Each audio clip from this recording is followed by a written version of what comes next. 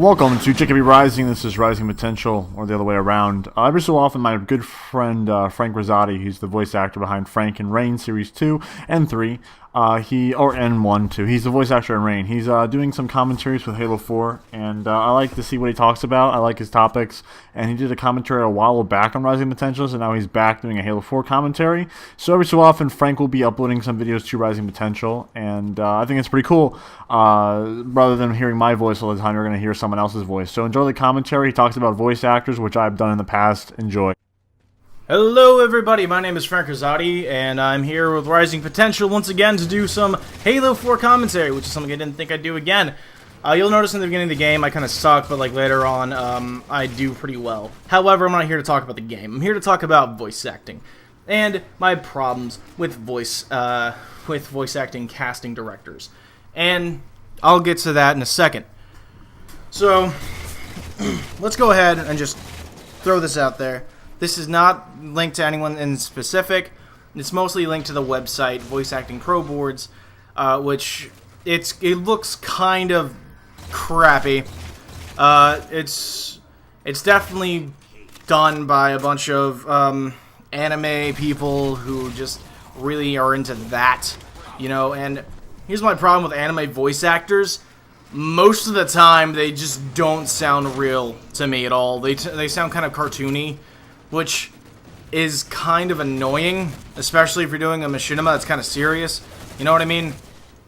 And I don't mind anime. I'm not gonna say I love it actually, because that would be a lie. That would be a horrible lie. But like, I don't mind it. I can watch it when there's nothing else on, I guess. I'm not really that big into it, which is a shocker to most people for some reason because of what I do. But yeah, no, anime is not really my thing. It's someone else. It's everyone else's thing. Me, I'm more looking for like big story development, whereas anime I kind of see nothing but tits everywhere, so I get really annoyed with it really fast. And I know that sounds really homosexual to say, but trust me, it's just, I don't mind you're gonna do a fan service, but let's at least just keep it kind of family friendly. You know what I mean? But whatever. Anyway, back on the whole subject.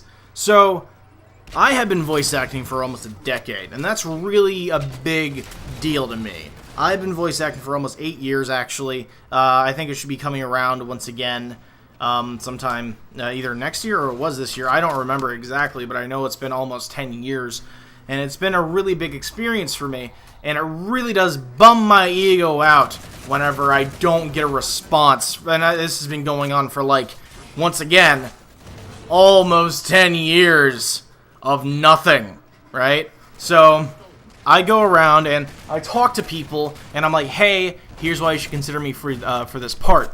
And I go on a whole list of, like, how I get the script in on time, usually as soon as I get the script, I push out my lines, like, you know, just as quickly as possible, and I have many people who can attest to that, and if I can't, there are reasons for it. Also, I want to go ahead and talk about how, once again, it's just how long I've been doing it, the experience that I have, and you'd think that would actually get me somewhere, but it doesn't. So that's kind of upsetting whenever like someone goes for someone just a little bit who hasn't been doing it as long as me. Of course, you know, so it's just kind of like, for them, it's like a Saturday night and they want to fuck around for a bit so they can do funny voices on the internet. Me, I take it seriously. I put all of my emotion, I put everything into a role so that I can actually become that person. And, speaking of which, you should be watching INHERITOR coming to Rising Potential soon. Yay, plugin. Anyway, so, to continue on, another problem, as a voice actor that I face is, grammatical errors in audition lines, and I don't want to try and sound rude.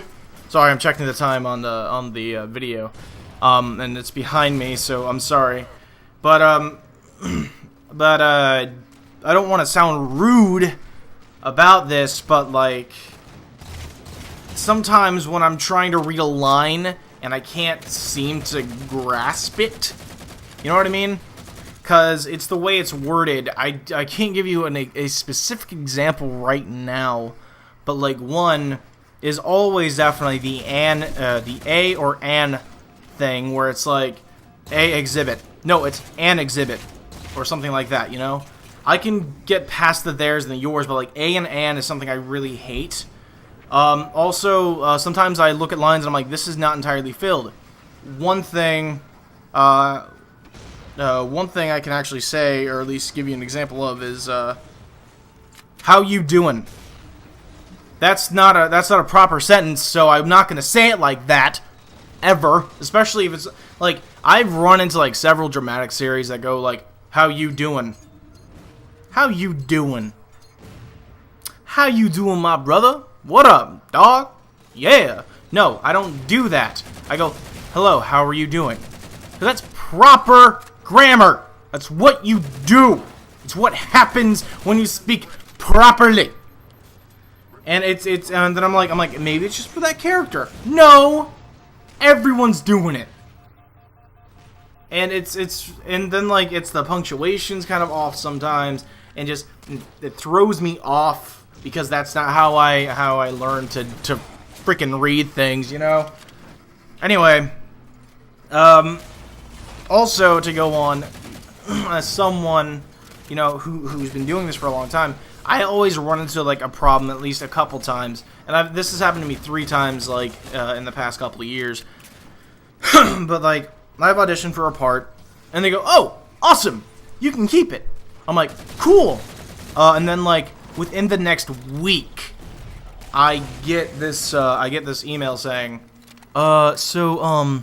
we found somebody else who can do the role just a little bit better than you, and you know, I'm sorry." I'm like, "Oh, that's fine." Next thing I know, when I'm doing something like this, and he rolled onto the floor, blood slipping down his neck.